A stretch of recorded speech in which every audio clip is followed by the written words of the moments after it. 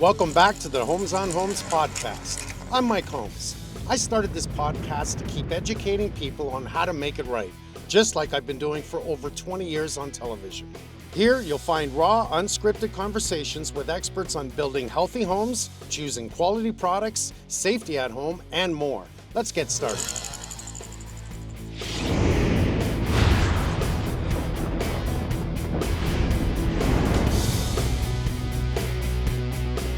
Welcome back to another Homes on Homes podcast. Today is going to be exciting. You know, I always talk about your home, my home, everyone's home. But I want to talk about what else is in our home, and that's animals. Your dogs, your cats. You're going to be excited about this because it isn't just about dogs and cats. It's going to relate to your house and everything you need to know, especially if you have an animal, on how and what you can do with possible problems. I have with me today Dino Fregalia. He's the president of Global Pet Foods and a really big company. He knows what he's doing. He knows how to make the food right for our cats and dogs. Doug Points, operation manager, Global Pet Foods in Woodstock. I've known Doug for many, many years. He lived beside me, 22, 23 years ago. Just about that, yeah. And I brought in my own doctor, Evan Freeman, or my dog, Charlie's. He's the veterinarian at Georgetown Animal Clinic, great guy, and he's known my dog Charlie for ever since Charlie was a puppy. Unfortunately, Charlie's not here anymore, and this is a subject about that, something I wanted to know. So Doug, I want to start with you. This was Doug's idea. He called me about, 3 months ago. Hey, I want to do a podcast about everyone walking into my store, because what's the number one thing they ask, Doug? Well, the number one thing that we get asked at our place is allergies. What can I do? My dog's eating or isn't eating properly. He's scratching.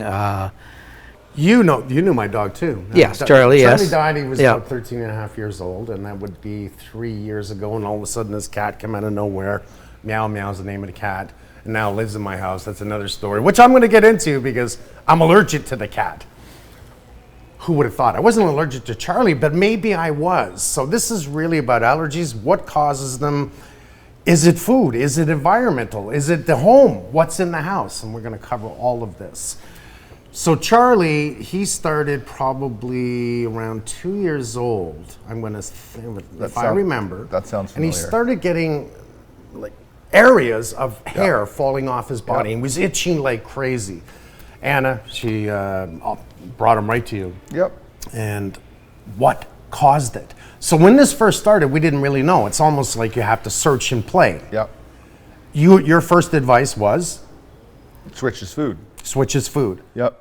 Always it's the easiest, Mike. Like, rather than putting them on medication, if you can find a food that works to manage his symptoms, then that's a hell of a lot easier and a hell of a lot better for the dog. I know, but I didn't understand it because at the time, Anna, she's Italian. One day I come home and there's a pork loin roast on the counter. I'm like, yes, we're having pork loin roast. No, that's Charlie's. She's cooking for the dog. You recommended to feed Charlie pork. Mm-hmm. Why? Well, I mean, from the studies have shown that the big two food allergens in dogs, chicken and beef. And so what's the furthest? So the furthest away from chicken and beef, I would say, is salmon or a fish-based diet. But also pork is considered a hypoallergenic food for dogs. Anna would feed Charlie dry food because that way if he wanted some food, it was always there, so he could eat the dry food. And then his special food she would mix with gravy and with beef or chicken or leftovers. But it got to the point where Charlie was getting so bad that she was now on a hell bent on trying to figure out what was wrong with Charlie. I mean, he's the smartest dog I've ever had. You had to spell around him, you know. You want to go for a drive? Oh, don't even use the words drive because he's going in the car. So she would mix, he had the dry food, we'd eat the dry food, it was there when he wanted it, and if, dinner time, it makes chicken, anything, we had steak, he was spoiled, he had everything. But she became hell-bent on trying to figure out what was causing these allergies. Because it was painful to him, it got bad. Yep. Now, when I was a kid, I've had a lot of dogs in my life. I'm turning 60 this year, I'm going on 40, but I'm turning 60 this year. I know. I try to work on that. I usually used to say 30 times 2, and now, but I didn't even want to go there. When I was a kid, I didn't see allergies in animals. And you know, the more I thought about it, all my dogs didn't have allergies. I didn't know neighbors, dogs or cats that didn't have allergies. And I'm going to assume there were allergies. But I also believe that over the years, dogs and cats became more and more allergic to everything. My world, where I come from, I know about stormwater management control. I know about what's happening with farm. When did the government stop pesticides? I think it was 10 years ago? It was about 10 years ago. Not allowed to use it anymore. Yep. We should have done it years ago because this really affected our lakes, our ponds. Pesticides were responsible for so much damage. But they still put them out for bees though, don't they, Mike? I'm sure it's more friendly, and I'm sure you could still buy things for plum trees. And, you know, because we want to keep the bugs off them, but they're more supposedly more gentle. Was this a possible problem over the years of using, and this is just one of them, was it a possible problem that from my dog rolling in the grass, from pesticides to farmers' fertilizer and stormwater management? That means when it rains, that water runs towards my property, down towards other properties, and this happens everywhere, all the way down to Lake Ontario, Lake Erie, all the Great Lakes around here. Is that possibly part of the problem? What do you think? Well, I think, yeah, definitely. I mean, in dogs, you know, when they have digestive problems, they do go and eat grass too at those times. Drink pond water, drink rainwater. And eat grass, you know, to help their digestive system. But back to the allergies, I think it's a combination of both environmental and food. You know, Mike, if I, you know, gave you chicken every single day from the day you were born. Am I growing feathers? Well, eventually you're gonna get an allergy towards it. No, I didn't know that. Yeah.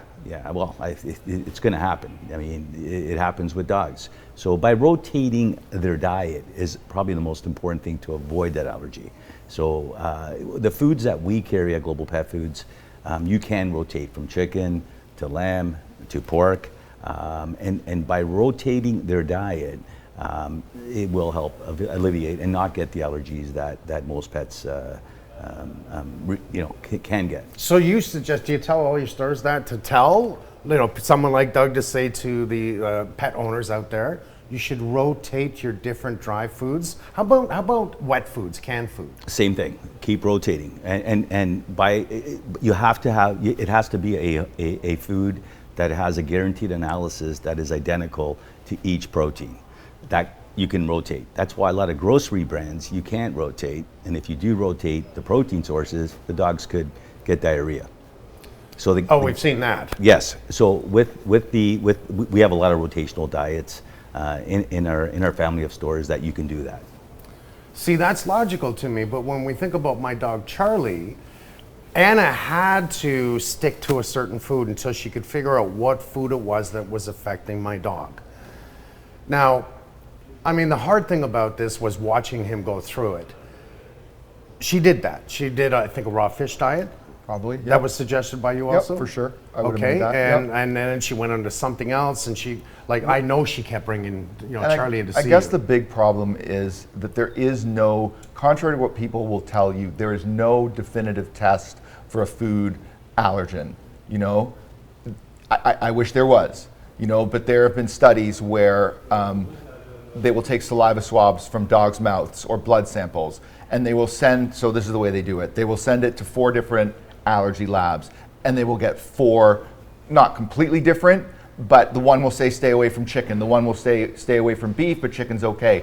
And it's really hard. And the other thing that they've done is they've sent swabs, just water on a swab to these labs, and they'll come back with hits, you know, that they're allergic to. And so that, the only way to figure it out and then go from there, as you say, is to sort of restrict to one, figure out what you need to avoid, and then rotate around. Okay, I mean that's good advice. Yeah, but if you're sticking to one protein source, but then you throw them, you know, let's say a biscuit with you know, corn in it, or you throw them, you know, another piece of protein or leftover, then it's like having a peanut allergy. Now you have to start all over again, right? Because it'll just react. Now that like you say that, Anna would buy Charlie the little biscuits for his teeth, clean his teeth. We talked about it. So he had to stop It's that. always the guilt. It's always like, well, have you been giving him anything else? Well, I bought these treats. They're organic and natural. I'm like, well, did you look at the ingredients? Do they have chicken in them or something like that? And sure enough, chicken, corn, something like that. So it could be simple as corn. Doug, when the people are coming in your store, they're asking a million questions. I'm assuming, Yeah. what kind of food do I get my Yeah. dog? Because do we notice it with cats too? Yeah, oh yeah, cats, not as much as dogs, Yeah. but cats do have food allergens. But it all goes back to, I guess, gut health. Gut health is really where it starts. 'cause No that's- different than humans. Yeah, I mean, your whole body reacts to whatever your gut is. So if you get the gut right, it may not be food. It may not be chicken, right? So it's a tough balance. But yeah, the first question we ask is, what are you feeding? How much do you feed? Because that's another problem. Overfeeding gives them the same adverse reaction to too I much. thought it gives them the shits personally. Yeah, Like, too much feeding, same thing, right? Too much treats, too much, just like us. So, and then from there we try and base what they're telling us and try and put them into something that might be a little different, or obviously is going to be different than what they're doing, and then limit the ingredients. So you were talking about gut health. Gut health. That's your immune system basically, and good flora is the key to having a good gut health. So, for example, kibble or dry dog food is heat processed. It's cooked. Dogs. say that again. It's Eat. heat processed. Okay. It's cooked. Dogs, are naturally raw meat eaters in the wild.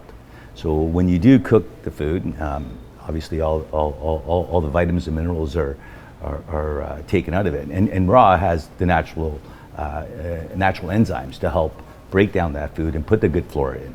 So when you're feeding kibble, you have to ensure that it's a good quality kibble, that in turn they put probiotics back in, which is key, which is your live digestive enzyme. So they still have a raw dry food? No, just a raw. If you Okay. can feed raw, Like canned? no, raw, like Oh, frozen. just raw. Frozen raw, which we sell, like a raw diet, which is developed by an agricultural nutritionist. But that raw diet is as close as to what a dog would eat in the wild, which helps. Definitely, it's because the dog's digestive system, I believe, is 6 feet, 6 to 8 feet. Am I right? Yeah, Right about there. Where ours is roughly 160 longer. feet. So we could eat heat processed food. Dogs are, that's what they eat in the wild is raw. So if you fed a raw diet, right, you can't just feed a raw diet. The raw diet has to be developed by an agricultural nutritionist, someone based on that has science in raw. So the raw diet consists of vegetables, it consists of meat. It's not just raw meat. So the foods in the raw category is the fastest growing category right now in food in North America. That you're noticing. In North America, it's the fastest And why growing is that? category. I'm curious. Why? Because dogs thrive on it. Dogs do They better like on it. it. They like it. They do better. They in turn, right now what we're seeing is the allergies are not developing on raw diets as they are on dry foods. We're seeing, dogs have a better immune system and not having the ailments that dogs that are feeding dry food. I'm not saying that dry food's not good, as long as the dry food, they do add the probiotics back in, they add the vitamin mixes back in. That will it will give it a complete diet. So, But But you just can't feed raw. You can't just go to, let's just say, the butcher and buy chicken. Or well, that's what Anna did. yeah, you can't do that. It's got to be derived by an agricultural See, that makes sense to me. nutritionist. I know. That I puts just thought it- that Anna would go slice up some chicken. But, Yeah. but wolves don't get probiotic supplements. Wolves don't get, raw vegetables, and wolves' diet isn't done. And dogs essentially, I mean, you may not believe it, but a Yorkie is essentially a small wolf. It's descended from, all same. Like you can look at their genetics, and they're very similar. And that's the great thing about That dogs. tiny little yapper. Yep, wolf ancestry. I didn't know that. Okay. But when a wolf kills in the wild, the first thing they go for the intestinal. So if they do eat the vegetables, they do eat the grasses, and the greens, that's why they go right for the intestinal system first. How and interesting. Then they'll go for the shoulders, the muscle. if they still want to. Well, you they get the leave tripe, that too. usually sometimes behind. So, but they will eat some of the other carnage. But at the end of the day, it's the same way that dry food is formulated with the meat, the vegetables, and the grains. It's the same way an agricultural nutrition will do a raw. And that's what I was saying earlier. You just can't go to the butcher and buy a piece of raw meat and give it to the dog. That's not. Then you probably were going to give him E. coli. Or it's not complete. It's not a complete diet for them to thrive on. That's I always say build the bowl. Build the bowl to me is important. I mean, to in turn just go buy a bag of dog kibble and pour it into the bowl, and put 2 scoops in and walk away. I think that's we have to leave a. That's what everyone does. In the past, It's easy. It's easy. So that to me is a lazy way of feeding a dog, where you're not emotionally attached to that meal. So you say build the bowl. So we can add kibble, we can add dry, but maybe add some toppers, freeze dried, add a supplement, add some goat's milk, which is great. It's a natural anti-inflammatory. But building the bowl is fun, and you can change the proteins as long as the dry food allows you to change the protein sources, or you can even add some raw in there. So you are getting a balanced diet, but building that bowl is more nutritious for the dog than just putting 2 scoops of kibble in their bowl. Doug, does everyone know this that comes to your store? Do they know this? Oh, no. And going back to what Dina was saying about in the wild, when they start eating the intestines and whatnot, when they get into the stomach, the lining of the stomach, they call that the Tripe. tripe.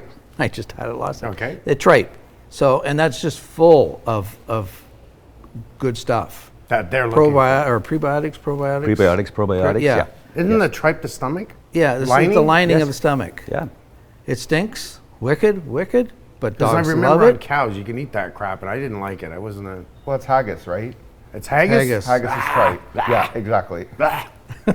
But anyways, it's very tried. nutritional. Not for me. Dogs maybe, but not for me. I tried it. Very nutritional for the dog. So they throw that into our raw mix. Okay.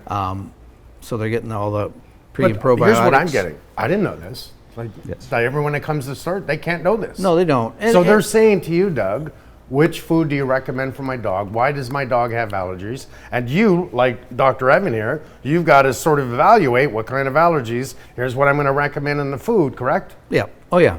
And we have to be careful because, hey, we're not a vet, and we could quite conceivably go the wrong way and really make the dog sick, right? So, But getting back to Charlie, he went through years of hell.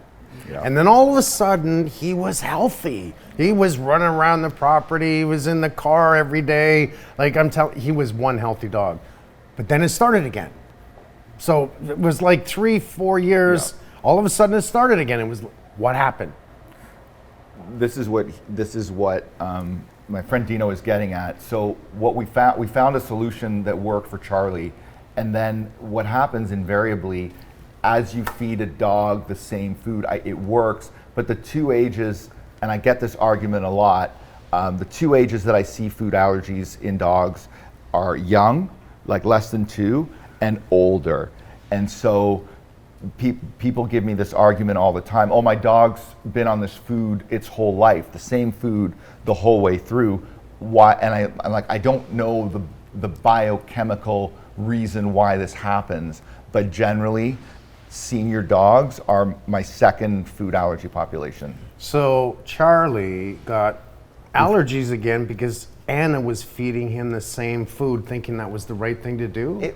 And this is where it's hard to say, because at the time it was the right thing to do, because Charlie was so sensitive and was so struggling for so long, that when we finally found something that gave him relief, we just stuck with it, because I suspect Charlie had many food allergens. And I'm sorry, Mike, I don't remember exactly what the magic bullet was. But getting back to the point that he would drink water from the pond or rainwater, what the hell's in rainwater? Think about it. Yep. It can't be clean. It's not fresh. He preferred rainwater over the water in the house. And I think every dog does, every cat does. Well, like 100 years ago, That's all they had. Rainwater was good, right? And I don't know what they get from it. Like, I don't know why, but you're right. They prefer rainwater, and that's often, my dog comes to me with diarrhea, usually often into a puddle. Often I get a lot of diarrhea breakouts once the snow melts and whatever's been sitting there underneath the grass over the winter kind of fermenting. That's my theory. How anyways. Interesting. Well, that's why I wanted you here. You see the dogs come in the spring. Yeah, a lot. Like right after winter, as soon as it starts to warm. I get, and I don't know, maybe a carcass has also been, been unveiled, if you will. But yeah, I do see a lot of diarrhea when we have that thaw and everything that's been sitting there. Yeah.